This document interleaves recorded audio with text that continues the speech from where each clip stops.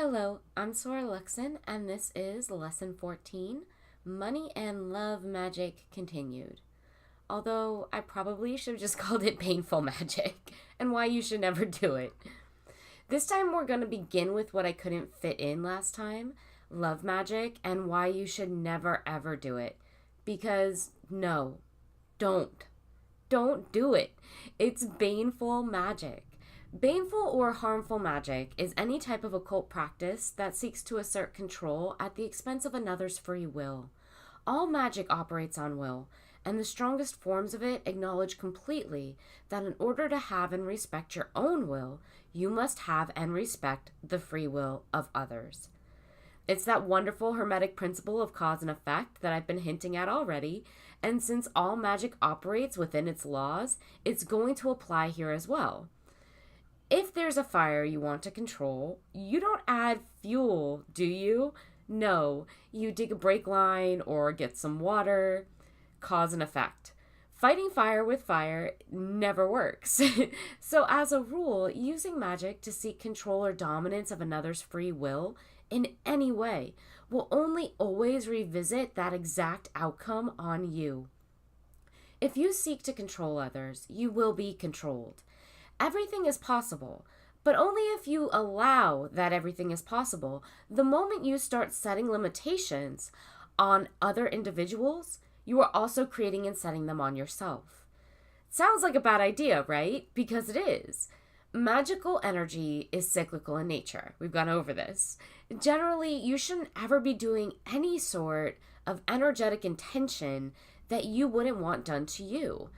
Don't do unto others. Sounds familiar, right? To most Christians.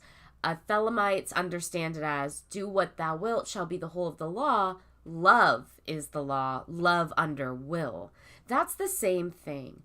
What you put out is what is going to come back to you. So if you aren't into the idea of seriously causing yourself an endless amount of trouble with magic, all you want to be putting out is what you want to have returned unto you, because that is what will happen.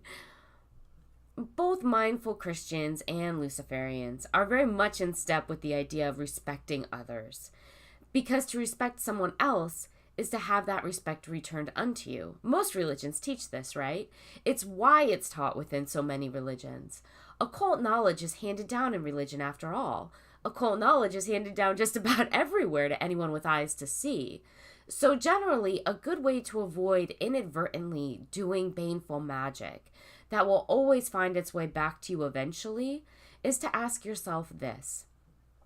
This magic I'm about to do, or ritual, or intention I'm about to set, or the phrasing I'm about to use, or meditative visualization, would I want someone doing it to me? That's it. That is, does it respect the law of love? Whether you call that loving thy neighbor or love under will, it doesn't really matter. Those teachings amount to the same thing when approached with an unbiased occult perspective. Would I want this done to me? And that's how you always need to be approaching your magic, because that is how magic works. So if you don't want something bad done to you, don't do it to somebody else. Not to mention, any occultist with even the most basic grasp of the fundamentals of energetic prowess is going to know that they don't ever want to be operating from the effect side of the equation, where ego is ruling the show and behaving like every other quote-unquote normal person, right? That's how most of the population of the world operates, and they aren't leading, they're being led. They aren't making choices. They're having their choices made for them. Like when someone says something stupid that you disagree with and you get angry. Voila. Now they've affected you. They're in control of your response. They provoked it. As an occultist, you don't want to be operating from effect. You want to be cause, or the cause of your operations. This is why I went over those balancing middle way techniques earlier. Powerful magic requires that you become and operate from cause instead of from effect. And for the record, almost if not all baneful magic is going to be ego-based effect magic, and therefore weak, harmful, and a wonderful way to force life to visit and revisit lesson after lesson against you until you learn to take control of yourself. I'm hard-pressed to think of a baneful magic that isn't ego-based. If you're thinking along the lines of, I want this person to have a horrid day, okay, why are you thinking that way? Because of what they did to you? You're operating from effect for sure there, right? They've already won. They've affected you. They are affecting you. It might have happened hours ago, whatever they did. You're completely alone. They're not even in the room, and they are controlling you. And you're just, what now? Retaliating emotionally, continuously? You're not in control of the situation then. You're seeking control, but you're not getting it. That's what ego does. So how does love magic fit in? Well, you've probably already guessed, because it's baneful and it will return its own energetic influence unto you. That's why you shouldn't ever do it. Love spells, that is, or those gross, constantly popular to the sheep type of person mentality, right? The love spells of, oh, I'll chant this so that guy has to like me, or oh, I pay this amount for this weird concoction, or give this person a YouTube like or whatever to learn how to do this spell so that woman I've always wanted has no choice but to become enraptured with me. Ick. Do they work? Sure, some of them, depending on what kind of magic you're doing and how it's being done and how much energy you're putting into it. But should you do it? No. Look at the wording, at the thought itself, right? That internal dialogue. So he has to like me. So she has no choice. You see that? Would you want someone doing magic worded like that to you or about you? What if they were saying, so he has to crash his car? So she has no choice but to lose her job?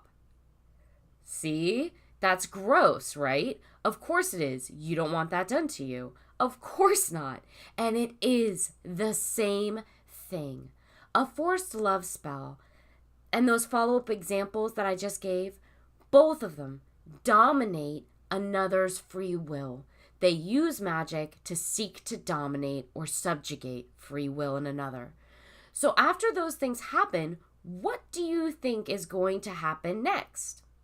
Yes, absolutely every time you will then have someone doing the same thing to you. You didn't just invite it after all, you initiated it and called that magic forward to yourself. It's a bad idea. Just saying. And if that's not enough occult common sense to make it obvious why you should never be doing any sort of forced, individuated love magic, think about this.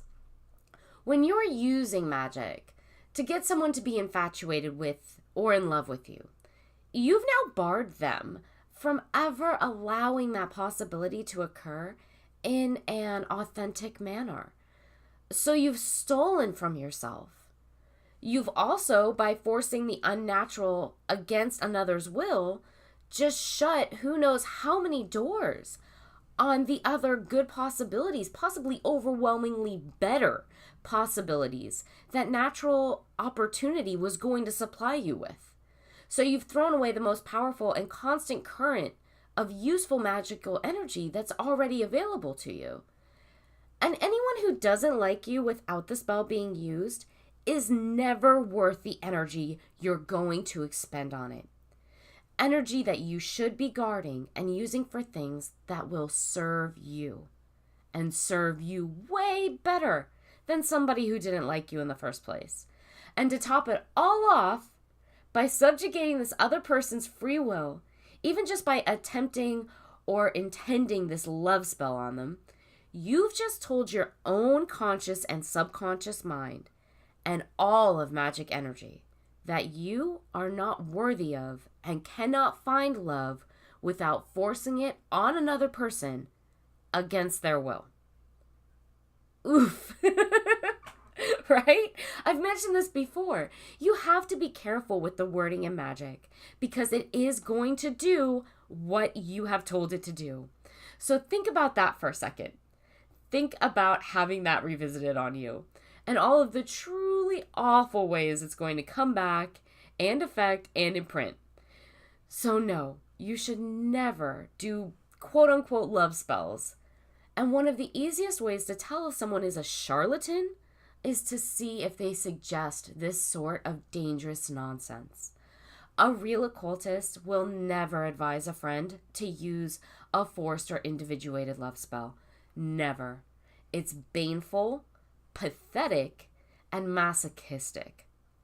Now, if you would like to start gathering light into yourself, and then by the aid of ritual or meditation, visualization, ingredient worker chanting, send that energy back out into the world, or to people living in fear, or to areas of ignorance, as a service to the dynamic that we're all a part of, now that sort of love magic is definitely all right, and only going to bring that back unto you.